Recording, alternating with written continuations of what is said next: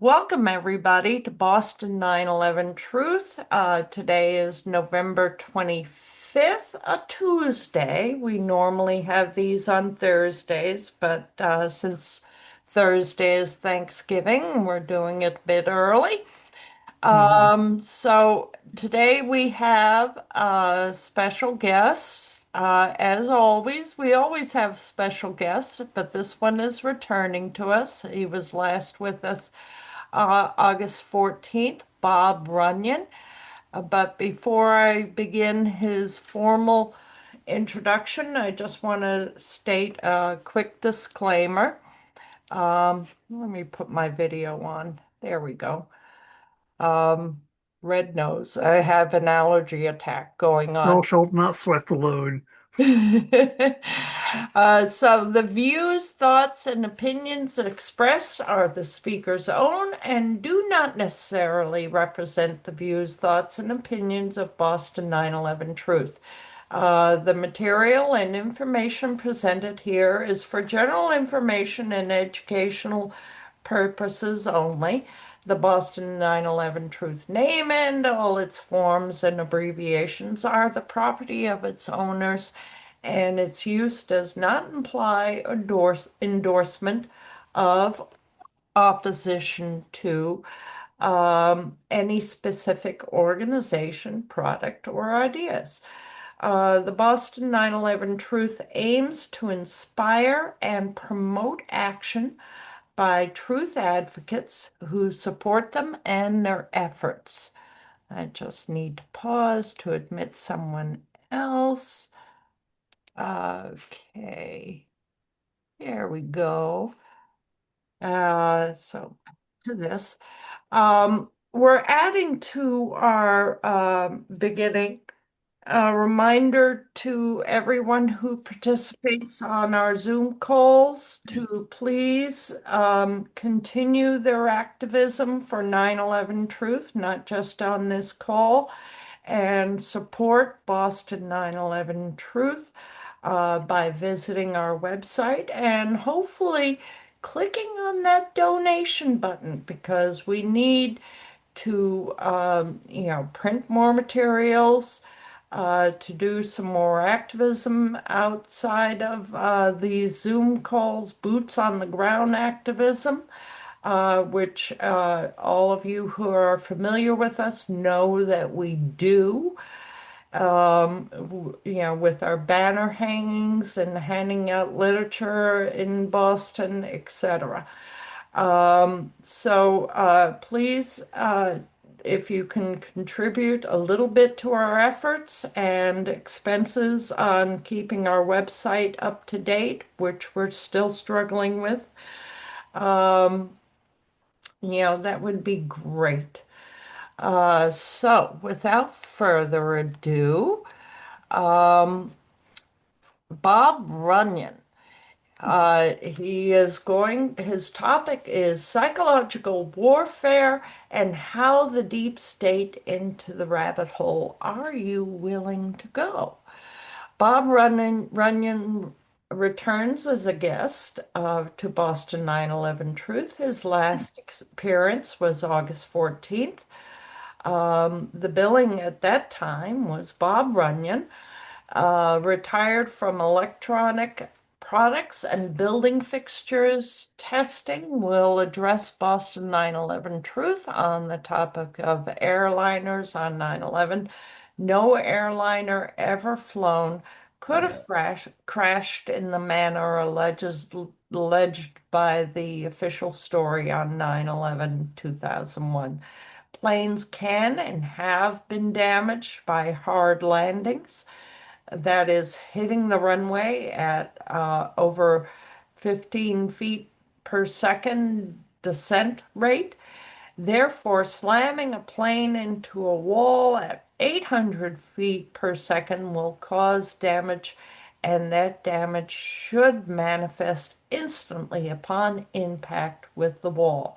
The facts that support this statement are founded upon the laws of physics and that the alleged airliner crashes could not possibly have made four airliners disappear, as reported. He plans to include a preliminary to the presentation. I don't know if he does this time. This is the write-up from last August. Hmm. Okay, great. And a bit of fundamental applied physics so as to bring the audience up to speed on the subjects such as a Science 101 course in the process. Bob also worked with prototype fabrication, repair, and installation of solar inverters and battery backup hardware, much of which he did was very mechanical. If you can get a wrench on it, it's real. As a hobby, I've tinkered with hardware of all sorts, including rebuilding a V8 engine for an old Ford. He says with great certainty that he understands applied physics. So you're an analog guy. Hmm. So Oh, before yeah. we begin, I do want to remind participants to abide by our guidelines. During the entire presentation, all participants are to use polite decorum and are expected to be respectful of all participants and the speaker. No personal attacks are allowed. Of course, disagreement and debate are allowable as long as the content, not the person, is confronted. Voices are to be kept at a speaking level of sound, no shouting, and no one interrupts another person. The first part of our meeting is our guest. The guest is to do his presentation in full without interruption, unless, Bob, you would like questions in the middle. If people raise a hand in the middle, I'm fine with talking. Take it, kind of give and take on this. All right, that sounds good. So we all to treat the speaker with respect, and especially if there is disagreement. So take it, Bob. Thank you for that introduction. It's cool stuff. Anyway, um, I was just watching a podcast this afternoon, and I won't mention any names and not embarrass the actual presenter of the podcast, but the podcast presenter um, mentioned Richard Gage's name and said disinfo agent. And this is one of the things that I'm a little bit just have sort of like my personal axe to grind about how the movement goes. I'm not too sure about this particular podcaster, but there's people who are members, like I say, of quote the movement, who would self-identify as members of the 9/11 Truth movement, and they would point fingers at some other person and say that person is a disinfo agent or that person is disingenuous or even for that matter lazy or just plain thick or whatever. And it's really a bummer thing to have the kind of dissension in the ranks of the movement. I came to the conclusion not very long ago that as a very significant factor of what 9/11 was all about was an effort to mess with people's minds because I have had a chance to talk to people who have bachelor's degrees in engineering, for heaven's sake, and I try and talk to them about the controlled demolition of the towers, and they go, "Oh no, no, no! The plane crashes caused the destruction," and I you can't mess with that. The idea that um, people are not even going through the effort to sort of like check the work, to go on the kind of back of the envelope scribbling of going, how much, how plausible is this? How much energy is involved? And having that just mind-boggling that a couple of times I have actually had conversations with educated people with bachelor's degrees or master's degrees, and the truth isn't cutting it. The facts, the whatever, trying to get people to go over the just even the basic stuff of what constitutes free fall speed or free fall acceleration, like in the case of Building 7, uh, there is definitely psychological warfare going on here. And I'm personally ill-equipped to analyze this and say, let's do some course of action to try and win over hearts and minds, because it is really a war for hearts and minds. Mhm. It is completely mad. There is, in fact, just a sec here. Um, where was I in here? Uh, yeah, there's been a business online that's been going on where there's a back and forth that has happened where people uh, have referred to me even as somebody who is either just not doing the homework or is not getting the material to know certain things, and even to the point of accusing me of being disingenuous. And the I look at something that I've personally experienced in my job as the field service guy, going out to say wineries to service solar power gear for the winery. You may have people that are operating a winery and they know wine, they're into it, they are running a business. They don't know what the electrics are doing. They don't know what three-phase power is, and they're personally they're not interested in that at all. They want to know, A, is it all going to work? And B, are we getting billed for this call? And poof, done thing. Um, but there is a difference in how people relate to given bits of information. And I'm sorry if I don't immediately jump in and grasp all the things of, was it necessarily thermite or atomic bombs or whatever that took out the towers? And I think what the truth movement needs to kind of embrace is the idea that if we can stick with the basics and say everybody knows the towers were brought down by something that was kind of unnatural, by something that was a additional source of energy required to make that happen, and say, okay, with that, that's enough to sort of take the ball and run with it. Because to try and promote an idea where, oh, we know that atomic bombs were used in this application because, and they start listing out a whole mess of details. People get lost in the details, and it goes, okay, it's just another conspiracy freak kind of tangent to do.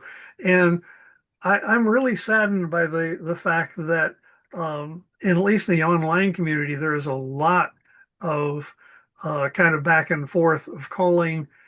I'm reminded of a Douglas Adams quote about there being intellectuals slagging each other off in the popular press, and the idea that lots of people have very, very rigid opinions about how whatever it is going on, and if somebody else cannot grasp that opinion, they are somehow deficient, and you should, necessarily chastise them severely. And that is kind of where it's at. If there's any people that have any either additional comments or questions, um, let's see what the audience has going for it. Crickets. Well, I hear your concerns, and Yeah. actually, that's one of the issues that's on our agenda for tonight. Because a lot of people, even those who are veterans uh, in the 9/11 truth movement, uh, Hmm. are getting lost in these details. Hmm. And the people who are presenting the details of their favored causes of 9/11 Hmm. are acting like zealots. That they just basically think if you don't agree with me, you must be disinformation and everyone else is suspect and you're here to Hmm. disrupt the movement. Well, I hear you on this. I think anyone who doesn't know how to present this with the basic facts that Joe Plumber or the guy on the Hmm. street can grasp, who's hearing this for the first time, that they're the ones who are the disruptors. We need to boil it down to the basics, like you say. Hmm. Get it, something is amuck here. We aren't told the truth, that what our eyes tell us Hmm. from the original videos, not doctored videos, but the original videos, Hmm. before AI went and messed with them. Yeah, the original videos, what our eyes are telling us is the truth, that this can't happen from the attacks that the official story tells us Yeah. caused it. Yeah. So something that I personally have just recently come to the conclusion about also, and that is if anybody has any potential for input to your local public school board, ask them what is being taught to the kids these days. Because if it was being taught as some kind of radicals flew airplanes into buildings and that's the way it went down, and don't question this, I think we're doing people a very bad disservice here because my recommendation would be to allow the kids leeway to think about it. Should buildings really crumble to the ground like that? Under what kind of influence? And you know, that's I don't know. Just as a suggestion, if anybody has any potential input to a school board. Well, actually, this is a project for TAP, Truth Action Project. Uh-huh. And Mike, I always forget his last name. It begins with Z. Uh, Zondo? Zarzano. yes, Ah, Zarzano. Yeah. Zarzano. yeah, Zarzano. He has been very active on that very topic of public school education on Mhm. 9/11. There's been a number of states that have mandated curriculum. He Mhm. thought that Massachusetts was one of them, but it is not yet. Mhm. Although the governor has called for it this year, so it could be down the road. And I checked with but it is important for everyone to check with their local county Mhm. and see what their public education is, their curriculum on 9/11 is. Mhm. Without confrontation at that point, Mhm. get your facts first. And I found out Worcester County does not have a 9/11 curriculum. Mhm. Mhm. So that was kind of interesting, which is bad. It should be a curriculum of some sort, even the basics. Mhm. But on the other hand, it's good because they're not officially teaching them the official story. Mhm. The other crazy thing that's going on, and there are clips that show up on YouTube now and then where somebody points out a bit of some popular TV show where the main character in the TV show mentions something about 9/11. Oh yeah, just a disaster, almost as bad as 9/11 or whatever, where planes were flown into buildings, and they even in fictional TV drama, they throw in reinforcing bits that are, here, yes, this happened this way, and it tends to reinforce the public perception, which is really a disaster. I think that TV has this sort of power, but I don't know how to counter the tower that power. Right. Jane has her hand raised. Go ahead, Yes. Jane. Oh, yeah, just in the not just about 9/11, but probably hundreds of things. The whole Hmm. issue of critical thinking has just, you know, Hmm. kind of, I don't know. I don't know that much about what's going on in schools. but there's a lot of brainwashing and the capacity to actually just inquire into, Hmm. whatever is sorely missing anyway, whatever the issue is. But yeah. Well, the standard testing has a lot to do with that because kids are now um, taught how to pass a test rather than to think independently and do their own research. Hmm. Yeah. So, Richard, go ahead.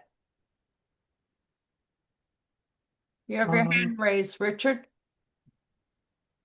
Are you there? he's Sorry, muted. Oh, sorry. In the spirit of 9/11 Truth Outreach, I helped organize the first two demonstrations in the greater Boston area against the U.S. Invading Venezuela or attacking Venezuela. So ah, we had 30 people there at Park Street the first time. And then a little over a week later, last Saturday, we had 75 people there. hmm, And that was nice for me because it sort of reactivated the defunct old Bolivarian Circle of Boston that I had been a member of, but that organization had not existed for 10 years or so. hmm, So I guess at the moment there's not a plan for another one, but except if there is, or it appears it will be imminent that there will be a U.S. military action against Venezuela, then we will call an emergency public demonstration, probably again in Boston, and I will invite all of 9/11 Boston 9/11 Truth to the demo. So that will hmm. be. Well, Boston 9/11 Truth does need to stay on topic with 9/11. We can't Yeah, go good down, idea. other issues. Even if we all agree on those other issues, it still could divide us. Did you use, But we participated as Boston 9/11 Truth in what were those demonstrations at Park Street? We were there with our 9/11 signs and yeah, uh, we were promoting 9/11. yeah. Did you use this opportunity to talk about 9/11? No, but I don't see why we couldn't do the same thing We at were one of these. tailgating. Well, I don't It see has why to we be couldn't take. 9/11. No, I'm sorry. That's one of the restrictions we have for our group. You can talk about anything you want to as long as it's to directly related to 9/11. That's what Boston 9/11 Truth is about. We are not Democrats, we are not Republicans, we are not socialists, we are not libertarians. We are about 9/11 truth. Yes, and as 9/11 Truth for a We're not couple of about years. general truth altogether. We don't go into other rabbit holes. We're about 9/11 truth. Yes, and that's why for a couple of years we were talking about how are we going to try to improve relations or break into the peace movement or whatever, and that's why we were participating in these I'm non saying, 9/11 Truth demonstrations as Boston 9/11 Truth with our Boston 9/11 Truth did you bring, signs. did you So bring, that's why I'm bringing this up. I yeah, just yeah, wanted to bring this up as a possible additional opportunity for Boston absolutely. 9/11. Yeah. Okay. It's every demonstration is an opportunity to bring up Boston 9/11 truth. But to just go there and not bring it up, that's not what we're about. Isn't that what we did? No, we I don't, brought our paraphernalia, we brought our signs. yeah, I know. I Yeah, know. we didn't I just go to support the cause. Yes, that's what I said. We brought our Yeah. signs and Okay. all that, but I don't Right. remember if did we speak as, did we speak from the microphone as Yes, Boston 9/11 Truth? I was recorded as actually All speaking right, at there some you go. hearing. Well, I don't see Yeah. why that couldn't happen in this context also. I'm saying it can, Oh, but okay. but Okay. to just go there to support, not attacking Venezuela and nothing else, not bringing up any parallel. Mm-hmm. Mm-hmm. That's the important part. Okay, Jack, you have your hand raised. Go ahead, Jack. Yes, I agree with Richard. 9/11 was done to create these wars, Iraq, Afghanistan, Syria, etc. And this is another one of those wars in that same trend. So we just have to say we're Boston 9/11 truth against the war in Venezuela. I think that's very appropriate because that's what 9/11 was originally done for, was to get us into these wars Well, and to stop people thinking, questioning. okay. Um, Al, you have your hand raised. Go ahead. Yeah, we have signs that say 9/11, Boston 9/11, Truth for Peace. And we were promoting the fact that we were, in fact, a peace group. And that's, I remember the Park Square signs that we did, and Richard spoke there, as well as you, Susan. But that's been one of our pieces of information that we've put out to the public to ingratiate ourselves with the peace movement. And I think that's been successful up to the limited time we did it. That it gave us inroads into, well, who were the peace, I've forgotten the guy's name at the Boston um, church when we wanted to have speakers come. Oh, when we had Jim Douglas and that stuff, you mean? I don't know what you No, mean. no, more recent than that. Uh, what is his name? You know him, Richard. He spoke on one of our meetings, and he's a peace advocate. And at the Boston Church, I've forgotten the name of it. I don't know who you mean. Okay. Oh, you do. I know you do, because you were the one that got him to come to talk in our group. Uh-huh. I'm sorry, I just forgot the guy's name. It began Schwartz, was it? Maybe he was the Methodist who had that church near Watertown Square, maybe. I don't know. It could be, yeah. But anyway, that's been a project of ours, to make, because we had relatively little success with the anti-war groups. And in fact, we are, I think we were all in agreement that we are a anti-war group, as well as Boston 9/11 Truth. The two are almost synonymous. Once you understand 9/11, it unravels the whole push to war, and that was pretty much what we were trying to get across. I apologize for not remembering these names, but God, what is that guy's name? But he did speak in our meeting, and had been trying to get us promoted in his church. So anyway, somebody help me out here. Yeah. Sorry. Let's give Bob a chance to reply to this conversation. Oh, absolutely. Thank you. The, uh, Certainly the whole anti-war aspect of it, it's been said that 9/11 truth stops wars of aggression. And my take on things is that since because of the 9/11 attack, we got the Patriot Act. The Patriot Act is based on that whole official story of how things went down. You take away the official story, and then the Patriot Act has no foundation, no reason to be there at all.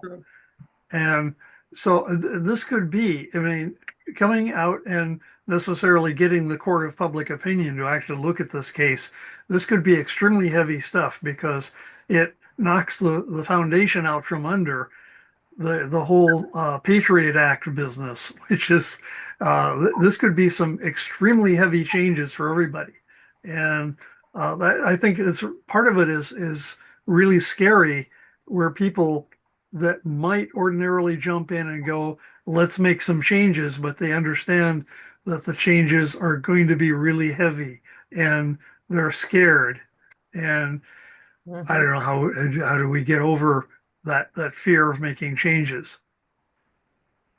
Yeah, change is a very difficult thing for most people.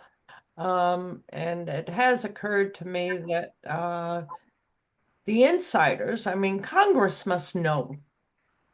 Oh yeah. Most of Congress must know. And I'm not saying that they're in on it, but if they know and they're not supporting, if they're still It makes them supporting, complicit in the cover up. they're complicit in the cover-up. But why is that? Not all of them are bad people. I'm wondering if it's the fear of Hmm. the change and airing our dirty laundry and maybe financial credit. Hmm. Not only that, there was a potential whistleblower named Seth Rich who Mm, died in what was alleged to be a robbery gone bad, but he wasn't like stripped of jewelry, credit cards, what have you. He Everything was left on his person, but he was just shot to death on a street one night. And with it is suspected that he died because he had information that would be damning information to the politicians who were involved in the cover up. yeah, yeah. So, and then you can go down other rabbit holes. How many of them are on the take with Mossad? And we don't know. Hmm. Yeah. But we do know how many take money from APEC. Yeah. Hmm. Mhm. So Yeah. anyway, Jack, you have your hand raised again, or is it still raised? No, it's raised again.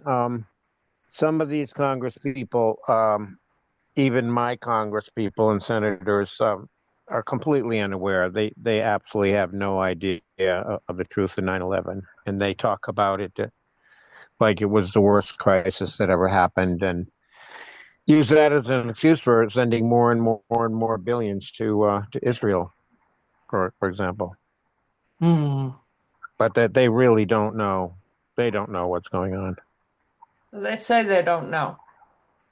Mhm. So we don't know what they really know, or if they're just being politicians. Yeah. Um, so anyway, Richard, do you have your hand raised again? Yes, I do, but I can't remember why, so I'll have to pass. All right. Anybody else? Um, this might be a short meeting, which is nice because there's a tap meeting tonight with Carl Schwartz that a lot of people want to attend at eight Oh, yeah. o'clock. Yeah. Oh, yeah. Thanks for the reminder on that. There was some mention the last time I was on a call of this type that there was a some kind of West Coast Truth Alliance or a coalition or some such for the West Coast. But unfortunately, I haven't been able to dredge them up because apparently either Google won't recognize the existence of such, or where I don't know if there's some people who have contacts that I don't have that It's a new alliance on the West Coast? I don't I know. don't know. It may be something that's been there a while. Huh. Sorry. And I might have gotten the wrong end of the shtick as far as some information anyway. Anybody else here know anything about that? Just speak up. No. Oh, Ah, okay, well, I guess I got the wrong end of the thing all here. right. All right. Let's see. It looks like Jack, you're next again, or I thought Richard was next, but you're at the top. Well, Richard remembered what he wanted to say. So, Oh, okay. Go ahead, Richard. uh, um, well, I'm encouraged by, even though it only goes so far, the Tucker Carlson publicity that 9/11 Truth is getting. Mhm. And I noticed for the past year, at least, an uptick in some good stuff about the JFK assassination. This is all what you see on YouTube. So I thought that was encouraging. I Uh, Oh Full, dear. full disclosure, I've just joined the board for Kappa, which is Citizens Against Political Assassinations, and they're Oh, yeah, oh, Oh, yeah. So good for you. Wow, wow, yeah, yeah. So I'm excited about that. wonderful. Huh. Yeah, Well, so there was some good news there, it seemed, and I think it also has to do with everything that's going on in Ukraine and in the Middle East. That's also sullying the reputation of the U.S., making it clearer to people that the U.S. lies about everything and so on and so forth. So I think that makes it easier for people to accept 9/11 truth or entertain it. So there are encouraging signs. And then I noticed the other night there was a thing on ABC, Who Killed JFK? oh, Uh, and so I saw it, and it was just the worst trash you could possibly imagine. It was really. nothing except, well, it turns out that it was just Oswald who did it, and Oh, that all these a lot of well-intentioned and a lot of well-educated people go down these rabbit holes about some big conspiracy because of the ineptness of the U.S. government and the way they handled it all and all the stupid things they did. So no wonder people ask questions about it. But it turned out it was really just Oswald. Uh, and they didn't even pretend to have any experts or anything. It was just, uh, I don't know if they were real reporters. I never heard of any of them, or they were pretending to be reporters. I don't know. Anyway, I was so insulted that they thought they could get away with the worst kind of trashy propaganda. It was just so bad, so poorly done. Anyway, I found that very depressing that they could do such a thing right now. yeah, Um, so I just wanted to throw in a couple of comments about the temper of the times. But I still think I think people's minds are more, they may care less because so much else is going on and time has gone by. But I think their minds are actually more open to 9/11 truth. hmm. thank you. Bob, do you want to Yeah, comment on that?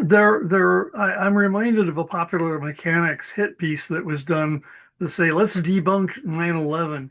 And they did such a ridiculous job of the whole thing. I think that they ended up working for the other side anyway. But they're just on the subject of the JFK, if I may tangent, there was a bit that was called the Select Committee on Assassinations done in 1978. And the text of it is available off the web. The Congress and the Senate put their heads together and called witnesses, and the conclusion was that there had to have been more than one shooter. They did some very serious and in-depth analysis, and it says Yeah, yeah, there had to have been more than one shooter. And if it kind of depends on where you shift your focus as far as if you're going to just go and read popular mechanics and accept that, oh yeah, popular mechanics said it, this is the last word on the subject, but it takes a little bit more doing one's homework to get there. Absolutely. So Jack, you have your hand raised again, but I want to give Roy a chance. He hasn't had a chance and he's got his hand raised. So go ahead, Roy. Watch out, you might get what you're offering. I'm happy to lengthen your meeting if it was going to be short. Otherwise, I could lengthen it out here. Do I only have 2 minutes or No, we're Bob? good. We're good. I want to say first of all that I'm a big fan of Bob's. He doesn't know it, but he said certain things that I say like "yay, yay, hooray," and I certainly Okay. feel myself to be on Bob's side of several important issues. So I don't want anything I might say to be interpreted as that I'm not on his side and Oh, that well. or anything like that. And I don't have any, strong criticisms or disagreements like I did with certain other people. But there are certain things like I don't have, my thoughts well organized. But one thing is how his attitude on remaining agnostic about the method of demolition. Um, Now, I'm sure there's some sense in that, but the question is, or the point is, does Bob? Don't you realize that no planes is that's exactly how no planes is considered, and that you're introducing noise into the movement by talking about no planes. So the same That's thing you're why I didn't bring it up this evening because I'm kind of going soft pedal on that angle because I know that it's extremely controversial. But I think you are, when you talk about the basic facts, or when anybody talks about the basic facts, when Sue talks about the facts, I think that's a basic fact. Hmm. That's very important. And for one thing, the fact that there weren't any planes, that there weren't any passenger airliners, that it was impossible, Hmm. that for one thing, that's an indication of how the truth movement has been misled. That it's been shoved away from that, shoved away from this and that, and that, for instance, AE 9/11 Truth will only talk about controlled demolition, and furthermore, basically about Building 7 and control, and what the little they say about controlled demolition may even be wrong if it turns out that nanothermite, was actually not used or was not any kind of major factor in the collapse of the towers. Hmm. So that was it. That's just an observation. And also one other thing is that when you don't get to the truth, when you don't have the truth, and you just like say, well, the government story is a lie, and that should be sufficient to show that the government story is a lie, which David Gray Griffin said. A lot of people have said it, and there's sense in that too. But when you do that, you're basically just throwing doubt on the official story. Whereas if you actually had the truth and could prove it, you could decimate the original story, not just throw doubt on it. Well, you can say you're decimating it simply by demonstrating that it can't be true. But look, you're demonstrating that no passenger airliners hit the towers. You're demonstrating that, but people refuse to see it.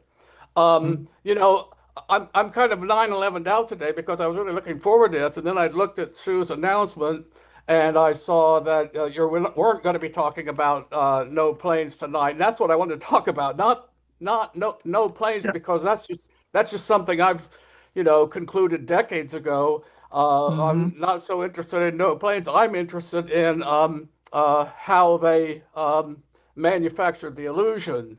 I don't even know how Hmm. important that is for the movement. I'm just interested. I want to know what the truth is on that. And there are these two totally different schools on it, the CGI and the holographic projection, and they're both very insistent about their respective sides on it.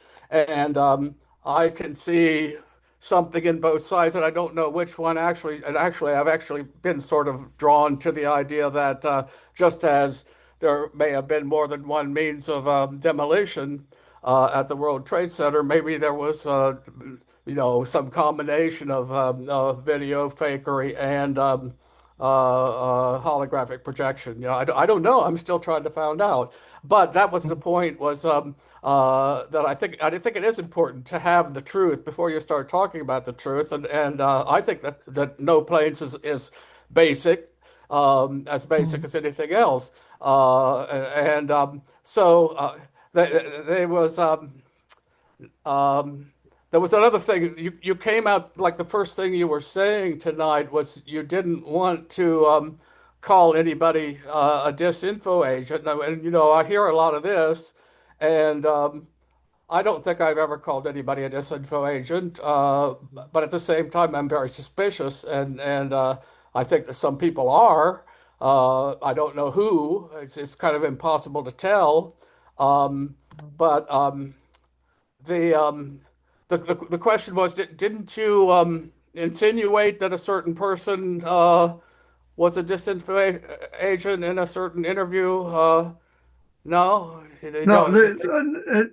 my You know, opening you part of know, the podcast, I said, you yeah, the opening part of the thing, I mentioned that in a podcast, I had heard another individual in a podcast say that Richard Gage was a disinfo agent, but that I kind of want to refrain from that kind of labeling because it doesn't promote understanding of what's going on in the whole movement.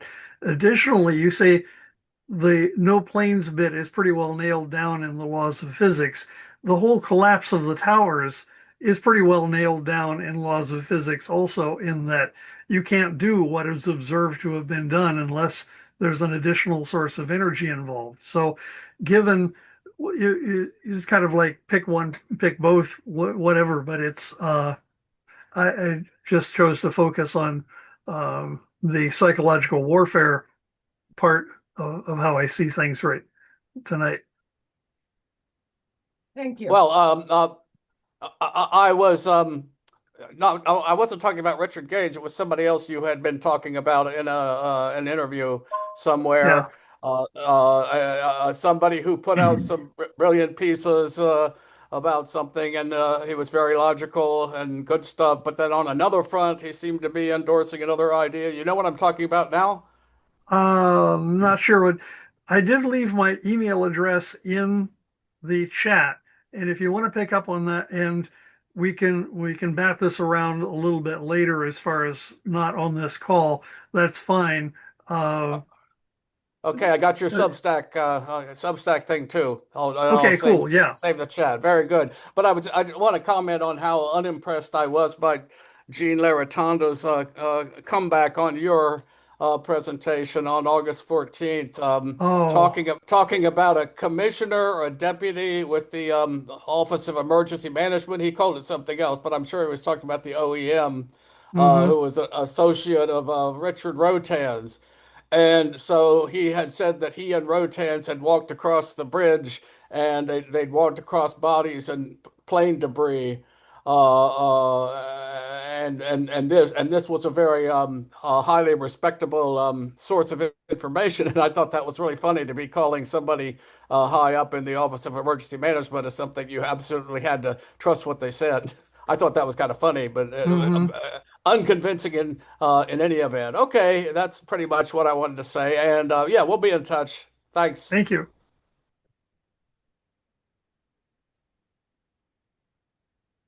Let's see, where are we Sorry, I here? had to step away to get more Kleenex. Uh-huh.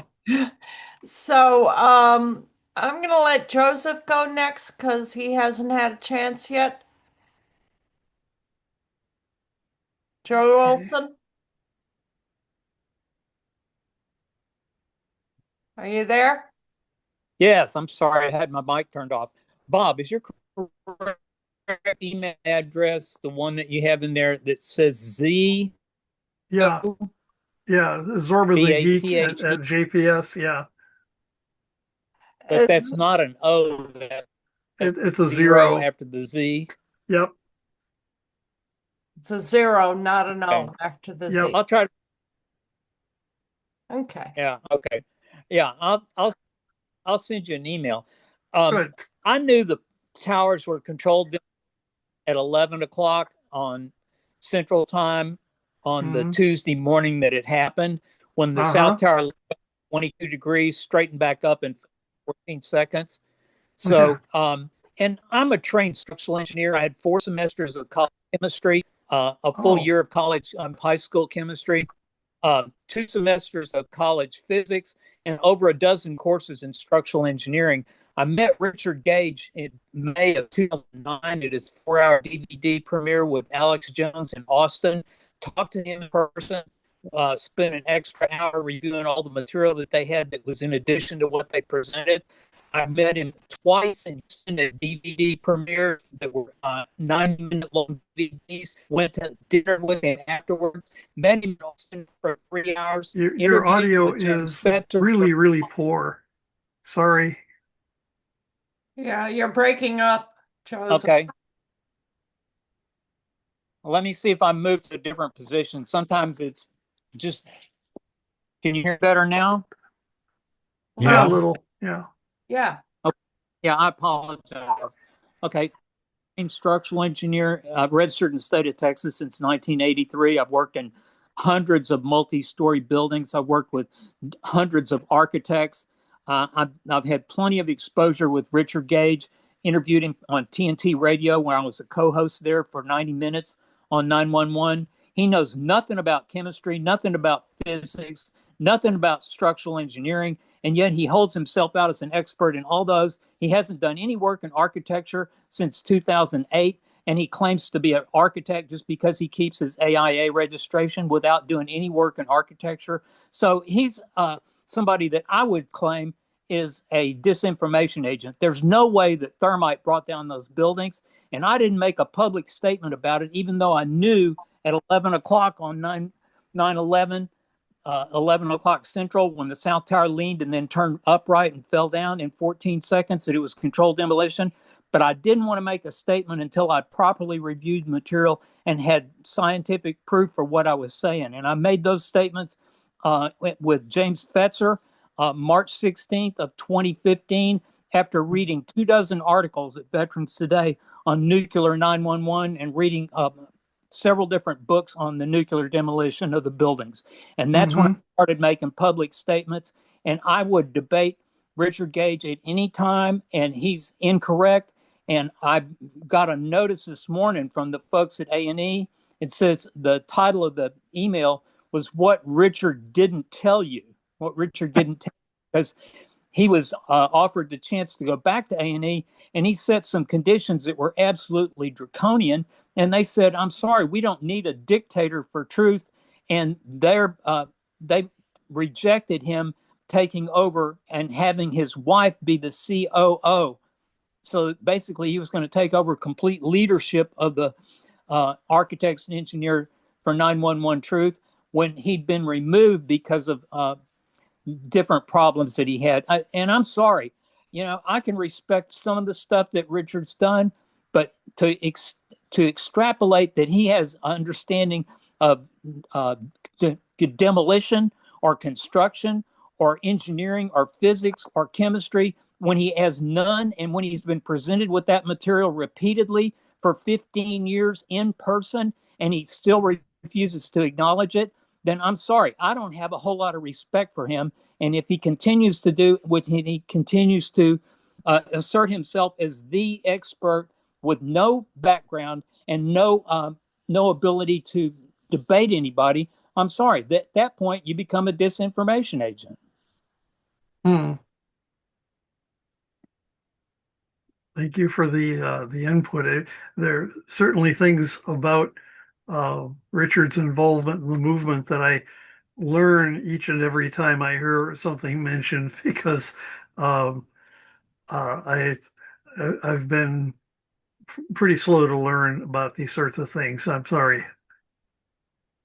Well, I'll send you some email. After I Yeah. posted the first article at Veterans Today in July of 2018, Mm-hmm. I was notified by one of my readers that you need to see the Palmer report. This is produced by 4 PhD physicists in Europe, has 45 PowerPoint slides, 3 90-minute videos. And when I saw him, I forwarded it immediately to the editor of Veterans Today. And he said, these guys have independently proven everything that we've shown in 80 articles on nuclear education. And I read every one of those 8 articles concurrently when they were posted. And it took me usually an hour or two of vetting just to understand the concepts that were in those articles. And so after they posted their material, they did a great job, but these physicists don't understand construction, number one. And number two, they don't understand nuclear isotopes. So I wrote an additional article called Exposing the NIST Jenga Game, which explains how the building materials themselves were gamma. That's what nuclear signature. And those articles all together, mine form the perfect bookends for the Palmer report, which I said has 93 90-minute videos. And once you review that material, there's no engineer or physicist in the world that could argue those, debate those issues with us.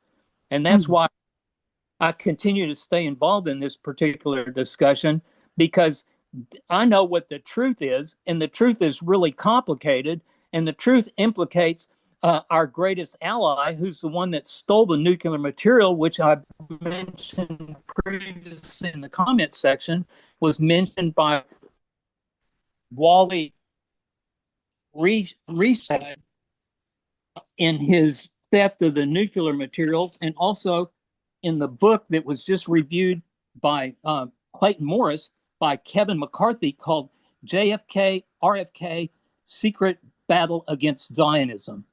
And that's who's in charge of this. I saw Christopher Bolin in person in Austin, bought his book, Solving 911.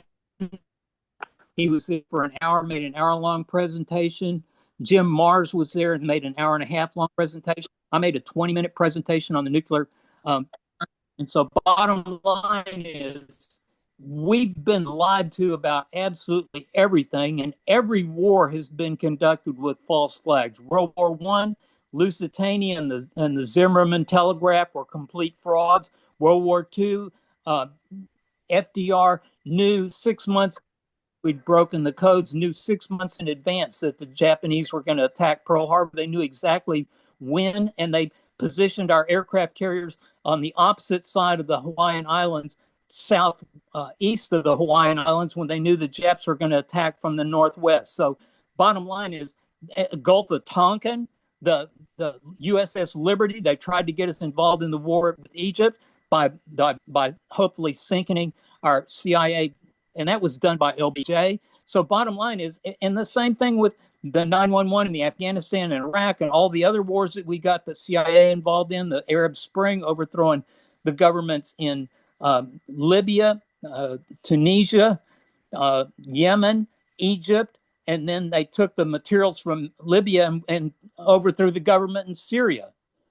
So bottom line is we know who's causing all these evil wars, and it's the same group that's caused every war for the last 250 years. And I'm sorry, if you can't confront those facts, and that's the problem, the facts are so compelling and so complicated and so ugly that people have mass psychosis. They don't want to admit that they've been lied to their whole life. Like Twain said, it's easier to convince somebody that it's to convince somebody they've been lied to than it is to lie to them. And so that's how we end up in this BS.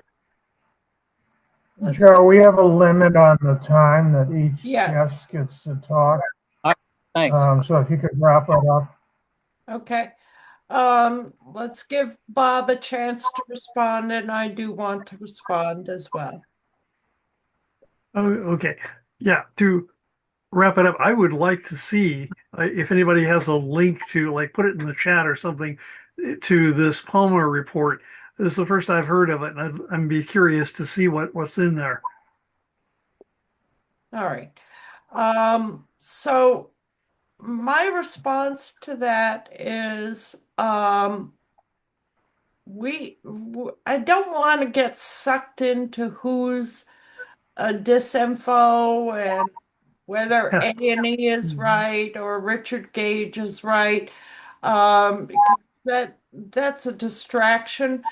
And secondly, you know, well, to expound first on the first point, we are a grassroots organization and as such leaderless, and no one should be held to an altar. No organization should be held to an altar. We should keep our eye on the ball that more and more people are starting to question the official story than ever before. Just this year, it's just been astounding the progress we're making. I know it's not the end game. I know that we're not there yet. But let's keep moving forward, one step in front of the other. Um, and secondly, I think all of us who have been involved in this movement, realize that 9/11 was a very, very complicated process. We witness it. Just the layman needs to look at the videos, the original videos, like I said before. We saw implosion and explosions. We saw explosions first and then implosions. That is very telling. So we know that there wasn't a single method involved. We know thermite was found. We know that. We know thermite cannot do the whole job. I think when you look at the implosions and explosions, that should tell you that. It doesn't mean one against the other.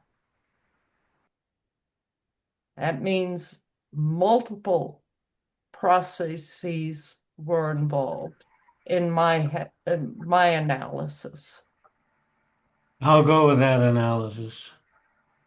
All right. So we have some hands up. Chris Berger came on, Yeah, and Chris. John and Yeah, Jay. yeah. I just thought, Joy and I, you guys want to get into research and you have some questions, so I'll just comment real quick. Are any of you familiar with Richard Hall 3D analysis of the UFO projecting the hologram on 9/11? It's a Yes. researcher. Actually, I have Oh, a yes. question on that because I can't remember who it was who raised the battle between holograms and CGI. What's the difference between holograms and CGI? Well, Didn't yeah, delve yeah. in. So CGI is something inserted into a video, okay? But a hologram is a real thing that people can see from the ground. So Okay. so they can project a hologram. And I was just gonna do a share screen real quick if you guys don't mind. But I actually analyzed this and brought it to my first Boston 9/11 Truth meeting. I think it was back in maybe 2015 when I first came, and I had a lot of questions about it, but it seemed pretty advanced for the group when I first met. When my first meeting at Jane's house, I printed out a big. Can you see this right here? Yeah, Yeah. yeah. Oh, okay. Share. Okay. So let's zoom in. So I took some clippings of Richard Hall's 3D analysis back then, and there was one. He what he did is he compiled like about 45 videos of the plane hitting the towers. So if you have like 45 videos, it's very difficult to like CGI all 45 videos. So so the conclusion is you're really looking at a real thing. So we'll start at this first clip where the plane starts approaching the tower. Okay, it's approaching the tower. This is viewed. This is September 11th, 8:49 a.m. taken from Jersey City, and then all of a sudden in frame four, you see a little black dot to the right of the plane. See the little arrow right there? It's a little black dot. And then as the Zoom plane in again because that went too fast. Oh, okay. I'm sorry, but you see the little black dot right there? No. I do. Well, right at the tip of the There, arrow. that's good. Oh, okay. So that little black dot is actually moving in the frame. Okay. So as the plane moves, that little black dot is moving. Okay. That the plane's getting closer. There's the little black dot. Okay. And then frame. This is frame like 1, 2, 3, 4, 5, 6. The plane is almost hitting the tower. The little black dot is still there. And then the plane is halfway into the tower. The little black dot is there. The plane has disappeared in the tower. The little black dot is there. And then we still see the little black dot. Now, so you have three different ways. You have video capture of the little black dot. You have Richard Hall has the black dot on his radar. Okay, it shows up in the radar path, and so here's the radar path right here. Okay, here's the drone, and here's the plane. So he did a 3D radar analysis, and he actually found that this drone was had an actual radar data path, but it was located like 1,400 feet away from the plane. Okay, so I mean, you could obviously see that there's absolutely no way. I'm an aerospace engineer. I know a lot about structural engineering. There's no way that little flimsy wingtip can penetrate the steel faces of those three columns right there. So what you're looking at is a roadrunner effect, okay? And then also I've done a lot of research in secret space program. Here's two conventional planes trailing what is seen as a UFO, okay? And there's also an eyewitness that actually saw a UFO hovering over a gas station on Manhattan. So we have that testimony, and there was another Wait a witness. minute, wait a minute. Yep. Hovering over Manhattan on 9/11? Absolutely, and I could show you guys that witness testimony. Okay, it's kind of long if I did it now, but I could put it in the chat or something, or send it out as an email for anyone who's interested. But and that's why I've been following UFOs. And then I mean, this image right here of the plane. I mean, you see how that little wing is kind of disappearing, and then you don't see anything right here. That's a holograph projected on the face of the building, in my expert opinion. So that's the best solution to the engineering problem. We're not looking at real plane impacting with a real. This is it's not CGI, but it's advanced military holographic technology designed for psyops, and it worked really well. So hold on a minute. Are you Sure. saying that aliens caused 9/11? No. We had no. Well, we could have. Blame Now, the Klingons. I wouldn't be surprised if some of the technology was associated to crashed alien retrievals, because we got several. That's a whole different subject matter. But they did reverse. Fiber optics and the explosion of technologies. A lot of this it went so fast because they actually had night vision goggles. And then possibly the directed energy weapons used to dustify the towers could have been used from crashed ET spacecraft. So they're definitely, they used advanced technology. They also had a hurricane. So they had a hurricane, directed energy weapons, and holograms to pull off their evil magician's trick. And I'll leave it at that. Okay. I'm still not getting the alien aspect. So you're saying that we reverse technology to alien technology to pull off 9/11? There's a high probability that some of the technology used on 9/11 was recovered from crashed alien ships. Yes. And by the way, aliens and ETs are a heck of a lot more prevalent in mainstream now than 9/11 is. So we can talk about that now. Well, we have to stick with 9/11. Well, no, I know. You have to stick to But I 9/11. would be interested in that conversation offline. Well, yeah, but still, for advanced research, the eyewitness that saw a UFO floating around, I think is for people that are interested in advanced 9/11 research. So people are interested in that. The problem still has to be solved, and I'm pretty sure we're getting close. Can I say something quick Sure, sure. on this particular? My memory is that Richard D. Hall. My memory's pretty clear on this. That he didn't say that it was a UFO that was projecting the hologram. As I remember, he said it was a plane that was projecting the hologram. That's my memory anyway. Yeah, yeah, he may have been under a little bit pressure to reword it, but he definitely said there was a ball projecting a hologram in his earlier videos. So I think he changed it a little bit. Maybe he was under pressure. I mean, right now, by the way, he's in court and he lost his house and he's battling the court system. He's in a very dire situation right now, Richard D. Hall. yeah. And I can't get a hold of him for some reason. I try to email him several times and I don't know.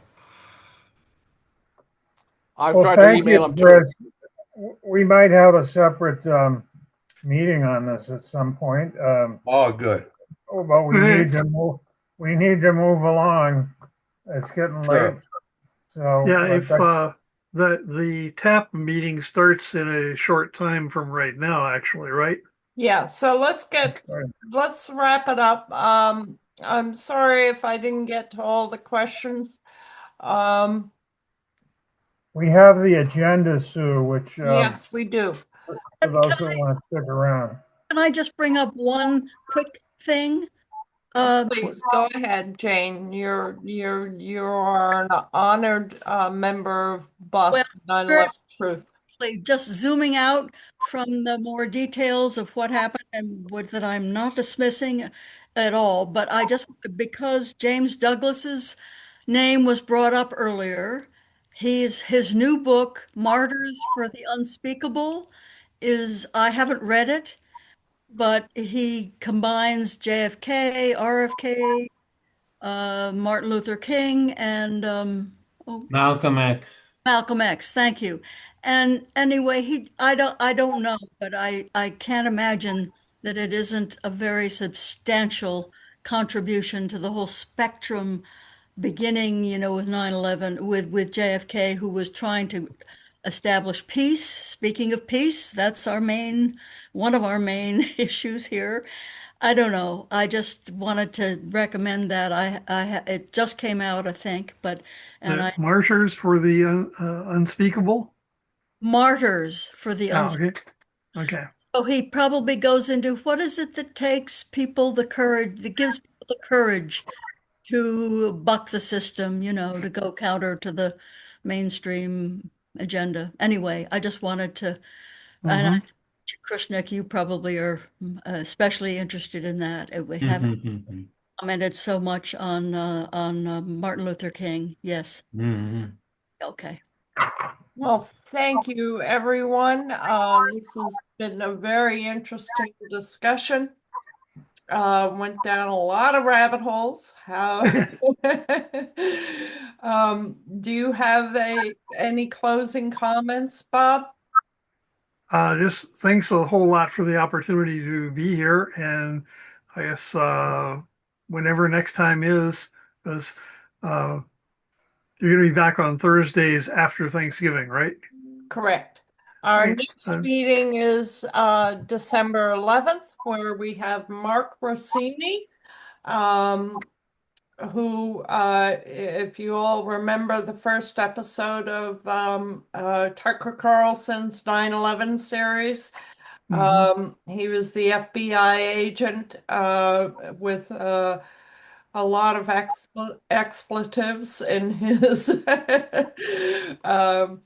he's very passionate about how they took the eye off the ball and covered up what they knew. And a lot of criticism from the 9/11 Truth movement that he um, is too close to the official story that terrorists did this. But when I confronted him on it, he says there's no way, shape, or form that I support the official story. So we'll see what he has to say on December 11th. Yeah. All right. Great. Mark Rossini is our next guest speaker on December 11th. Thank you very much, Bob. I hope this gets a lot of views on our Rumble channel and our YouTube channel, and I'll see you all next time. For those of you